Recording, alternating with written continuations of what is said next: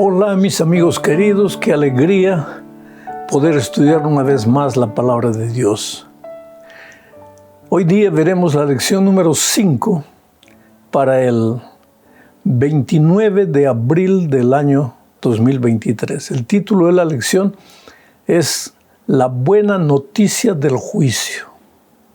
Y el propósito de la lección es mostrar bíblicamente que parte del Evangelio eterno, o sea, parte de las buenas noticias de la salvación, es el tema del juicio. El juicio no está reñido con la gracia perdonadora del Señor Jesucristo. Y entonces vamos a la primera parte de este estudio bajo el subtítulo de la importancia de la hora del juicio. Para entender esto tenemos que remontarnos al cielo. Cuando Lucifer se levantó contra Dios, se levantó con una acusación, que Dios era injusto, que le había dado a sus hijos una ley tan difícil de cumplir, y que si ellos no cumpliesen, entonces Él los mataría. Por lo tanto, en la opinión de Lucifer, Dios era injusto. ¿Y sabes por qué? Cuando Lucifer se levantó y con esta idea él consiguió contaminar a una tercera parte de los ángeles. Hubo una batalla en el cielo, ya vimos eso en lecciones pasadas. Satanás fue derrotado y fue expulsado del cielo. Pero la pregunta es la siguiente: ¿por qué Dios no destruyó al diablo en el momento en que él se levantó? Hubiera resuelto el problema del pecado. No estaríamos hoy día viviendo en este mundo de dolor, de miseria, de aflicción, de injusticia. Muerto el pecado, habría terminado el problema. Pero si Dios hubiera aniquilado a Lucifer y a los ángeles rebeldes en el momento en que ellos se levantaron, hubiera quedado una duda en la mente de todo el universo, en la mente de los ángeles fieles. ¿Qué duda? Ellos podrían haber pensado: mira, Lucifer se levantó y Dios lo mató. ¿No será que Lucifer tenía razón? ¿No será que Dios es injusto? ¿Que Él es arbitrario? ¿Que Él es un dictador? Y que nosotros somos pobres esclavos y tenemos que obedecer, porque si no obedecemos, morimos, así como murió Lucifer. Entonces, esa duda quedó sembrada en la mente de los seres no caídos. Cuando el enemigo vino a esta tierra, engañó a Adán y Eva, y el pecado se trasladó a esta tierra. Y ya que el enemigo no pudo quitarle el trono al Señor Jesucristo en el cielo, trata de quitarle el trono aquí en la tierra, en el corazón y en la mente de cada hijo suyo. En realidad, por eso digo que nosotros vivimos en un mundo de conflicto, pero no es un conflicto de bombas, de cañones, es un conflicto de ideas, es un conflicto espiritual. Lucifer y sus ángeles en las regiones oscuras de la tierra, y Cristo y sus ángeles tratando de conquistar al ser humano, conquistar la fidelidad del ser humano con el instrumento maravilloso del amor. Entonces viene la pregunta: ¿por qué es necesario un juicio? Justamente por eso, para mostrar al ser humano y a todo el universo entero quién tenía razón. Porque hasta aquí la duda está sembrada. Aunque Dios ha demostrado su amor por el ser humano enviando a su Hijo para morir por nosotros en la cruz del Calvario, la duda está sembrada. Y hay muchos seres que se preguntan si Lucifer no tenía razón al acusar a Dios de ser un dictador arbitrario que solo exige obediencia de sus hijos y al que no le obedece le quita la vida. Por eso es necesario el juicio. Y por eso cuando se levantan los tres mensajes, los tres ángeles representando un grupo de mensajeros, con los últimos mensajes para el mundo, parte de ese mensaje dice lo siguiente. Leo Apocalipsis 14, versículo 7. Decía a gran voz el ángel: temed a Dios y dadle gloria, porque la hora de su juicio ha llegado. Adorad a aquel que hizo el cielo y la tierra, el mar y las fuentes de las aguas. Hay dos cosas importantes en el texto. Parte del último mensaje para el mundo es, primero, un llamado a la verdadera adoración. Un llamado a los seres humanos para que adoren a Dios. ¿Por qué? Porque el ser humano hoy día, llevado por el enemigo, sin que el propio ser humano se dé cuenta, el ser humano de hoy adora cualquier cosa menos a Dios. Y aún pretendiendo amar a Dios, a veces adora cualquier otra cosa. Entonces, por eso, uno de los últimos mensajes para el mundo es un llamado a la adoración a Dios. Pero en el tema del juicio, dice, adorad a Dios porque la hora de su juicio ha llegado. Ahora, escucha, si este es un mensaje para la última generación y antes de la vuelta de Cristo, como lo vamos a ver más adelante, y aquí dice el texto que la hora de su juicio ha llegado, es porque la hora del juicio ya llegó. Es porque el juicio ya se está realizando.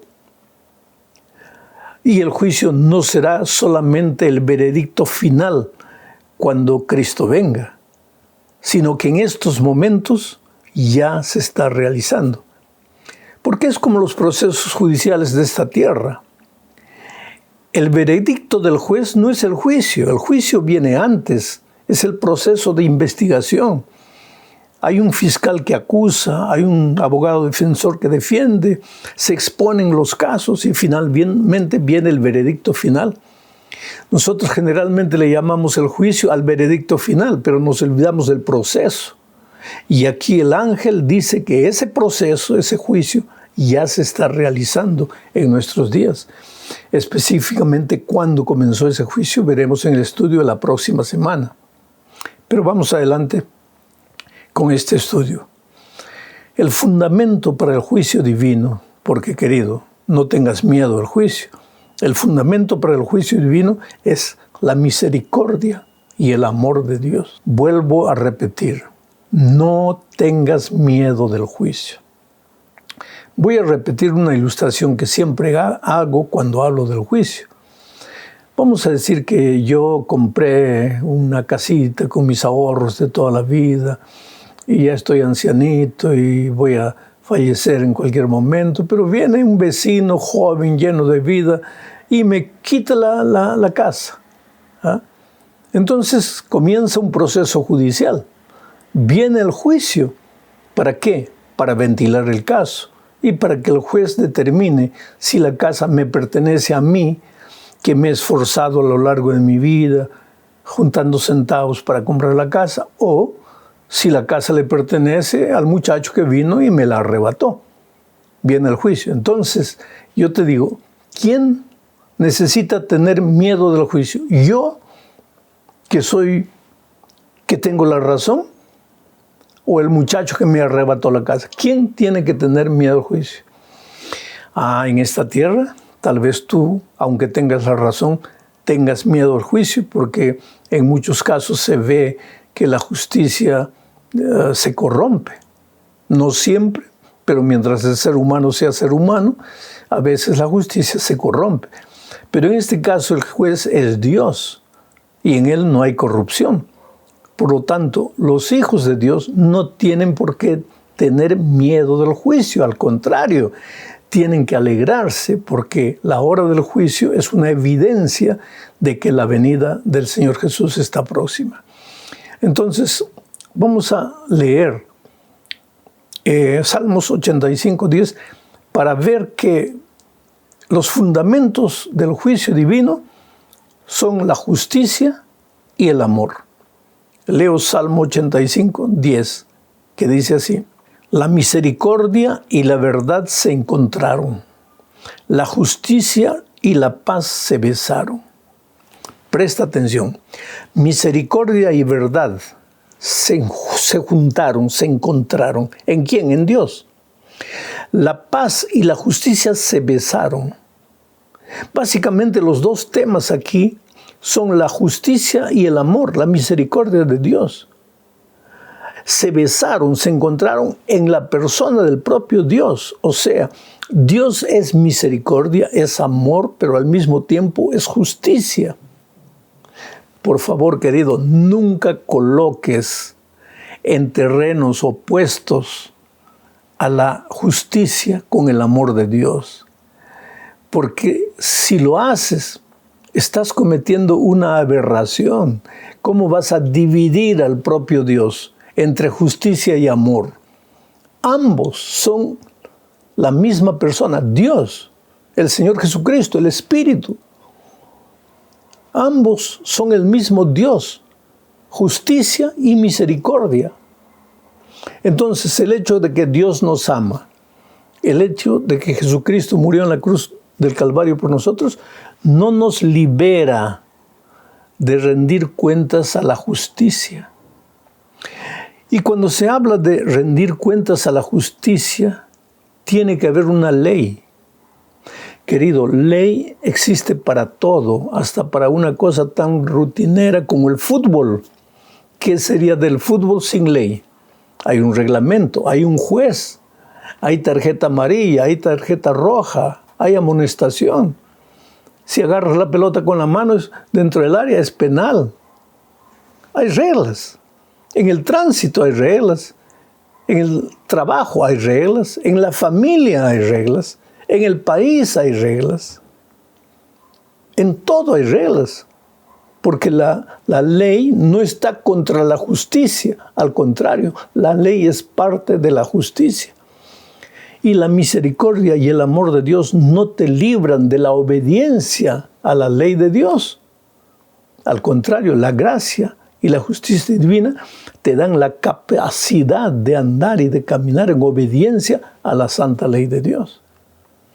Entonces, voy a leer otro versículo para aclarar más este punto.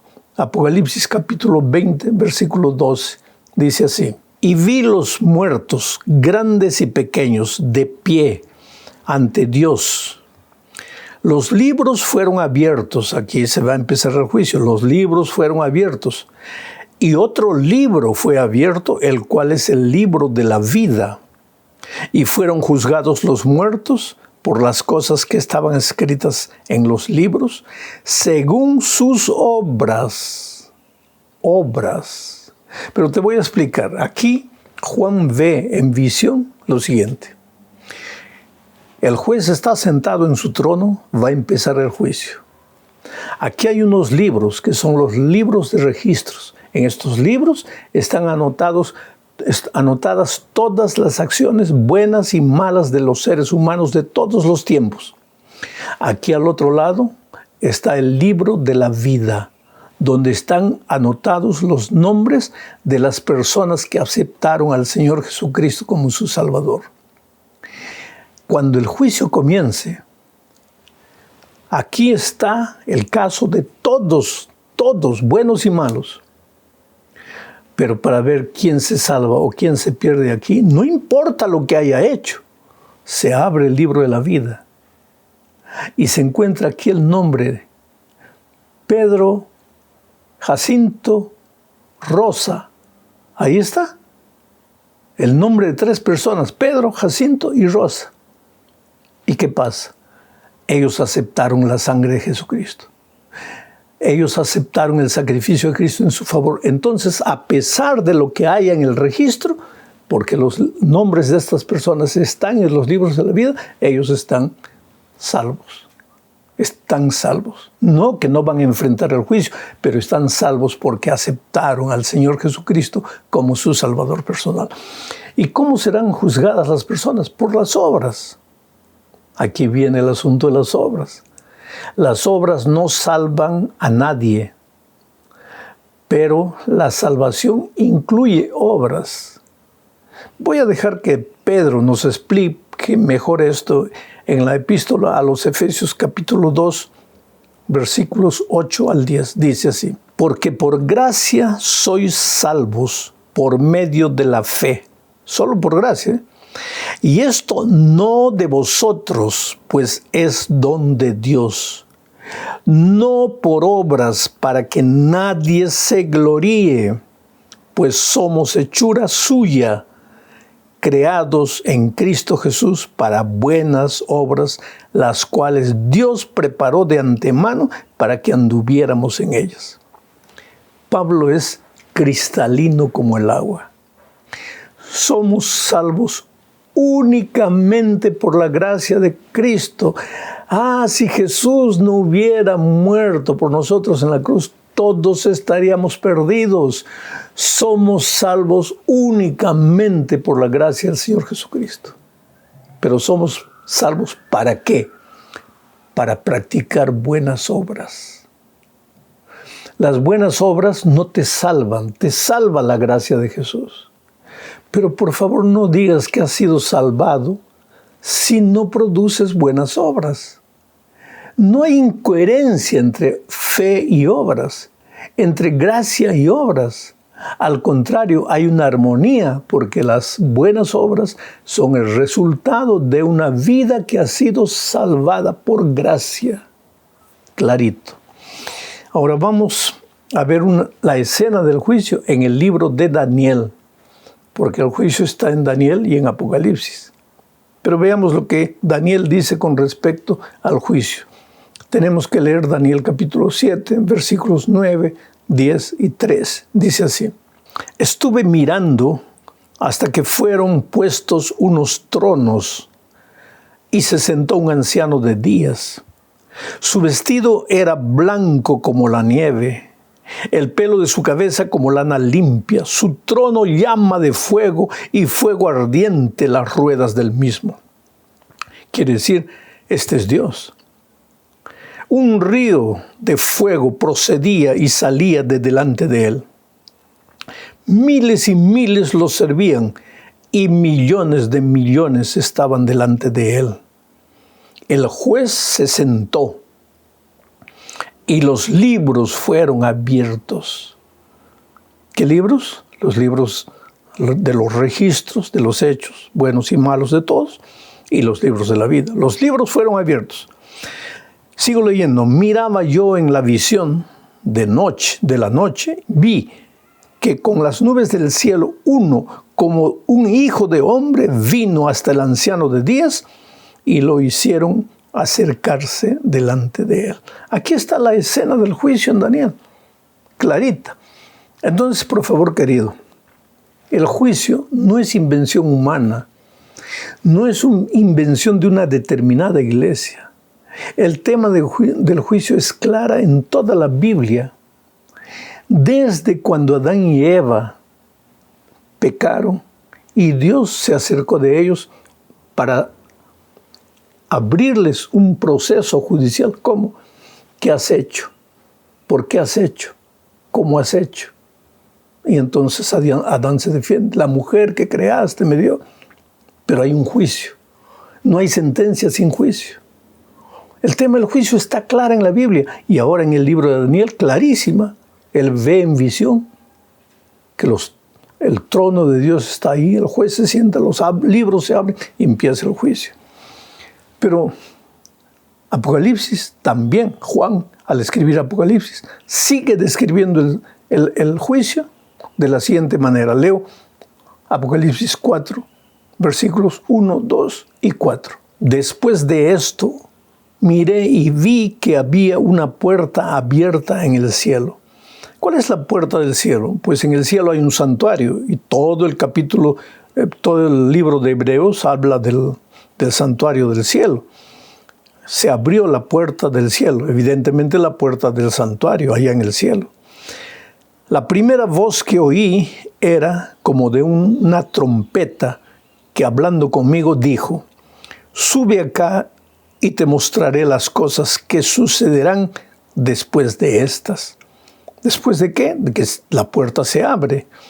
¿Y cuándo se abre la puerta? Ese es tema de la próxima semana. Al instante, dice Juan, yo en el Espíritu vi un trono establecido en el cielo y en el trono uno sentado. Alrededor del trono había 24 tronos y en los tronos vi sentados a 24 ancianos vestidos de ropas blancas con coronas de oro en sus cabezas. ¿Quiénes son estos ancianos que ocupan 25 o 24 pequeños tronos? Hay que tener mucho cuidado en entrar en detalles de la profecía, pero por el contexto y evidentemente esta es una representación de los muertos justos que están en el cielo, que han pasado por su proceso judicial también. ¿Quiénes entre ellos? Moisés, Elías, aquellos que resucitaron por ocasión de la resurrección o de la muerte de Cristo, resurrección. Todos ellos están allá. Pero son una representación también de todos los redimidos. Todos enfrentaremos al juicio. Ricos, pobres, chicos, grandes, mujeres, hombres. No importa el partido político, no importa la nacionalidad, la lengua, todos seremos juzgados.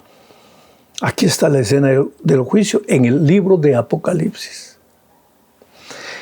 Llegamos al fin de este estudio hablando de algo importantísimo. Apocalipsis 5, 1 al 3. Leo.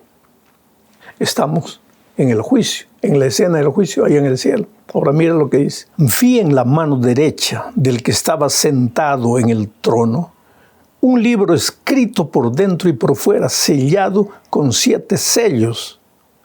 Y vi un ángel poderoso que pregonaba a gran voz: ¿quién es digno de abrir el libro y desatar sus sellos? Pero ninguno en el cielo, ni en la tierra, ni debajo de la tierra podía abrir el libro, ni siquiera mirarlo. ¿A qué libro se refiere? Ahí está ya el nombre de los salvados. ¿Quién estará en ese libro? ¿El nombre de quién estará? ¿Estará el tuyo, el mío? ¿Estará el de Hitler? ¿Quién estará ahí en el libro? Cuidado. Nadie podría abrir. Nadie podía abrir. Ningún ser humano, ni en el cielo ni en la tierra, nadie podía abrir. Entonces viene Apocalipsis 5, 4 y 5 y dice lo siguiente: y lloraba yo mucho. ¿Quién? Juan. Y lloraba yo mucho porque no se hallaba nadie que fuera digno de abrir el libro, ni siquiera de mirarlo. Entonces uno de los ancianos me dijo: no llores, porque el león de Judá, la raíz de David, ha vencido para abrir el libro y desatar sus 7 sellos. ¿Quién es este león de Judá? Jesucristo. El único que puede leer lo que hay adentro. El único que determina quién se salva y quién se pierde es Él.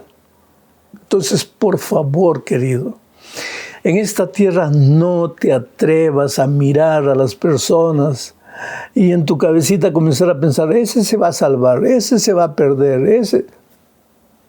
Nadie, ni en esta tierra, ni en el cielo, ni ángel, ni poder, nadie puede saber quién está escrito en el libro de la vida. Solo el Señor Jesucristo, porque solo Él murió para salvar al ser humano. ¿Por qué la insignificante criatura humana se atreve un día a determinar: no, se va a salvar, no, se va a perder porque se suicidó? ¿De dónde sacas tú la idea? Y si se arrepintió en el último segundo, pero quién sabe, solo Dios. Entonces por eso solo Dios puede decir quién se salva y quién se pierde, no soy yo. Pero hay evidencias. Sí, pero tú no puedes juzgar las cosas por evidencias. Pero se supone. No, porque se deduce. No. Solo Jesucristo sabe, porque solo Él murió. Por eso, querido, alégrate, porque tu salvación no está en las manos de los hombres. Tu salvación está solamente en las manos de Jesús. Y Él te ama. Se hizo hombre para poder entenderte. Él podría entenderte por ser Dios, pero para que tú y yo no tuviésemos el argumento de decir: pues Él es Dios, él no es hombre como yo para entender mis tentaciones. Él se hizo hombre y ahora ya no tenemos argumento para decir que Él no nos comprende. Él nos comprende. Y Él nos ha traído los instrumentos de victoria para nuestra vida pasada, su gracia perdonadora. Para nuestra vida presente, su gracia transformadora. La salvación es enteramente de Jesucristo. Y gloria a Dios por eso. Que Dios te bendiga ricamente.